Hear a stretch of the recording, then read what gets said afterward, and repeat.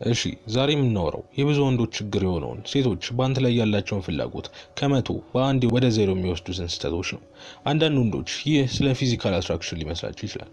ለምሳሌ ረዥም፣ ጠንካራ፣ መልከ መልካም ሁሉ ነገር ያለው ወንድ ስለሆኑ ሴቶች እነሱ ላይ ፍላጎት የማያጡ ይመስላቸዋል። ይህ ግን ፍጹም ስህተት ነው። እንደዚህ የሚያስቡት ገና ከሩቁ ሆነው በሚያሳዩቸው ትኩረት ነው። ከዛ ግን ልክ ቅርቡ ሲመጣ ነው ችግሩ የሚመጣው። እናም እነዚህ ስህተቶች አብዛኛው ወንድ ሳያስተውል በቀን በቀን የሚሰራቸው ስህተቶች ናቸው። ታዲያ ከመጀመሪያው ስንጀምር ከመጠን በላይ ማብራራት ነው።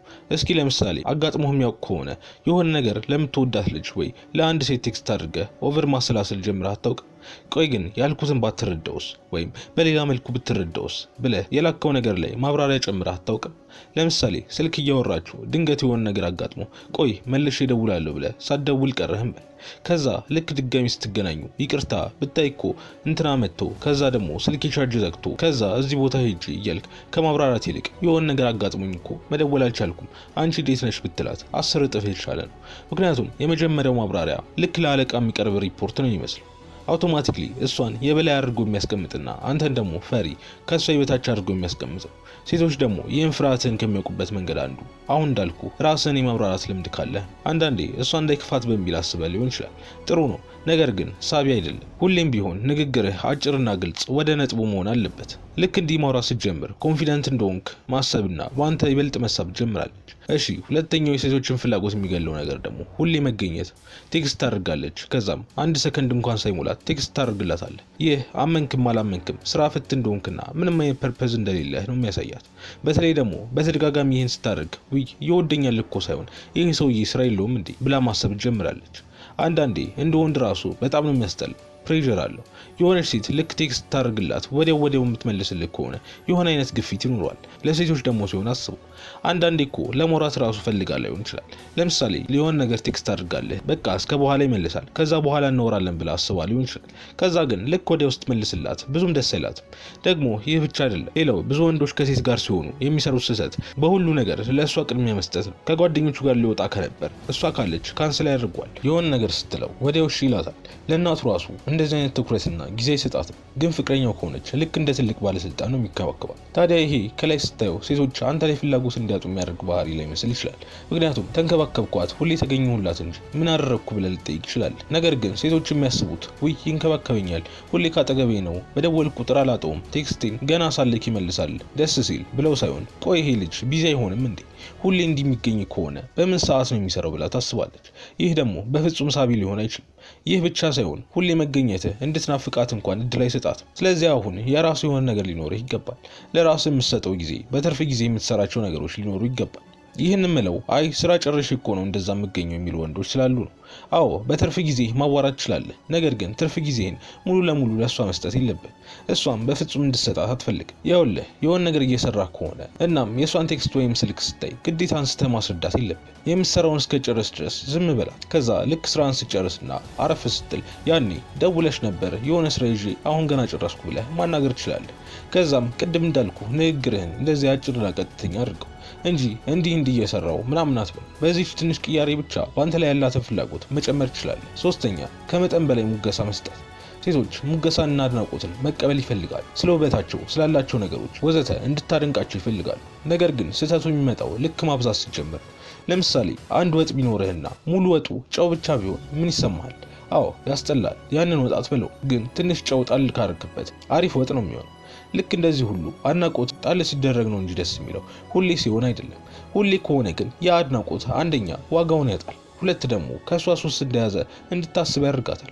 ሁሌ ስትገናኙ በተከታታይ በጣም እኮ ነው ደስ የምትዩ፣ አይነሽ ደግሞ ያምራል፣ ከኔ ጋር መሆንሽ ራሱ እያልክ የምታሞግሳት ከሆነ እመነኝ ለጊዜው ደስ እንዳላት ብታሳይህም፣ ነገር ግን ለአንተ ያላት ፍላጎት እያሽቆለቆለ መምጣቱ አይቀርም። ምክንያቱም ከመጠን በላይ ስታደንቃት እሷን እላይ እያስቀመጥካት ነው። ራስን ደግሞ ልክ እሷን ማግኘት እንደታደለ የበታች አድርገህ እያስቀመጥክ ነው። ስለዚህ ረጋ በል። አንድ ደስ የሚል ሙገሳ 10 ጊዜ ከምትሰጣት ጥማት የተቀላቀለበት አድናቆት በጣም ይሻለ ነው።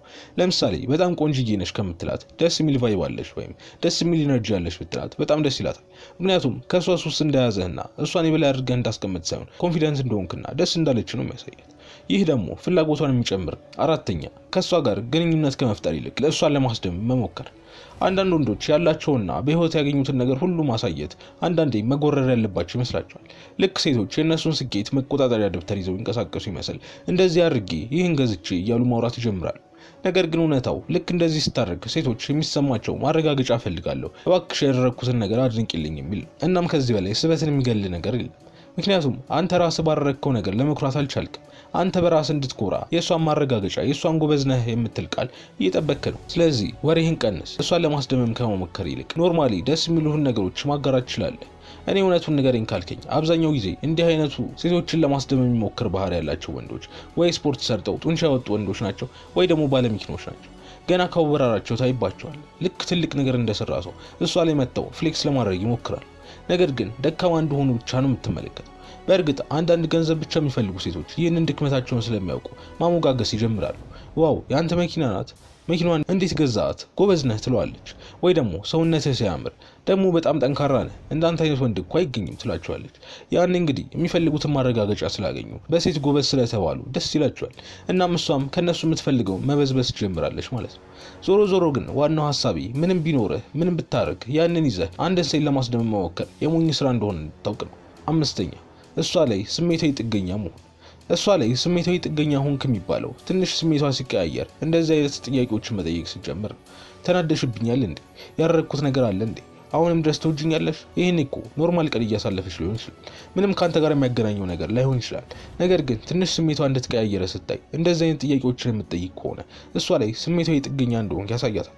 ይህንን ካየሽ ደግሞ ለአንተ ያላት ፍላጎት ወዲያው እየጠፋ ይመጣል። የአንተን ስሜት የመንከባከብ ግዴታ እንዳለባት ይሰማታል። ይህ ጫና ደግሞ በፍጹም ሳቢ ሊሆን አይችልም።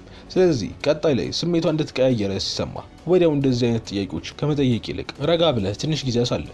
ከዛ ኖርማል የሆነ ወሬ አውራ። አንድ ማድረግ የማይፈልጉት ነገር የአንተን ስሜታዊነት ማባበል። የራሱን ስሜት መግራት ያልቻለን ወንድ በፍጹም እንደ ሳቢ ሊያዩት አይችሉም። ስድስተኛ እሱ አካባቢ ስትሆን ባህሪን መቀያየር። ልክ ጓደኞች ጋር ስትሆንና እሷ ጋር ስትሆን ባህሪ የሚቀያየር ከሆነ ወዲያው ታገባለች እና ፌክ እያደረክ እንደሆነ ስለሚገባት ያንን ባህሪን ብዙም አታምነው። ለምሳሌ ከጓደኞች ጋር በጣም ተጫዋች ቀልደኛ ምናምን ከሆንክ ከዛ ግን ልክ እሷ ስትኖር በአንድ አይን አፋር የምትሆን ከሆነ ጥሩ አይመጣም። ስለዚህ በዚህ ምክንያት ፍላጎት ከምታጣብህ ባህሪን ሳትቀያየር ራስን ሆነ ታገኘ። ብቻ ትንሽ ቆጠብ በል እንጂ ሙሉ ለሙሉ ራስን አትቀይር። አየህ ልክ እንደዚህ ራስን ስትሆን ኮንፊደንት እንደሆንክና ለእሷ ብለህ ምንም እንዳልቀየርክ ታውቃለች። ይህ ደግሞ በጣም ፓወርፉል ነው።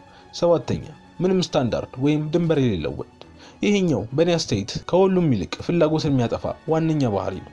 ለምሳሌ የሆነ ፕላን ይዛችሁ ልትገናኙ አሰባችሁ።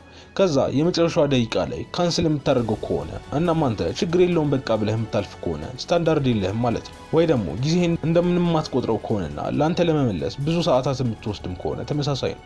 ይሄ ማለት ስራ የላትም ሁሌ ካንተ ጋር ናት ማለት እንዳልሆነ ትረዳኛለህ። ነገር ግን የንቀት አመላለስ ሲሆን በደንብ ያስታውቃል። እናም እንደዚህ እያደረገች አንተ ሀምብል ሆነ እሺ እያልክ የምትቀበል ከሆንክ ምንም ድንበር የለህም ማለት ነው። ድንበር የሌለው ወንድ ደግሞ በፍጹም ሳቢ ሊሆን አይችልም። ሴቶች ሊሳቡ የሚችሉት ሊያከብሩት ከሚችሉት ወንድ ጋር ነው። ስለዚህ በተረጋጋ መልኩ የራስን ድንበር ልታሰምር ይገባል። ለምሳሌ የመጨረሻ ደቂቃ ላይ ቀጠሮ ላይ አልገኝም ካለች እሺ ችግር የለውም ከማለት ይልቅ ኖርማል ነው ከዚህ በኋላ ግን አስቀድመሽ ንገሪኝ በላት። አየህ ምንም ጸብ የለው ምንም ስሜታዊነት የለው። ነገር ግን በተረጋጋ መንገድ ከዚህ በኋላ እንደማትታገሳት እያሳያት።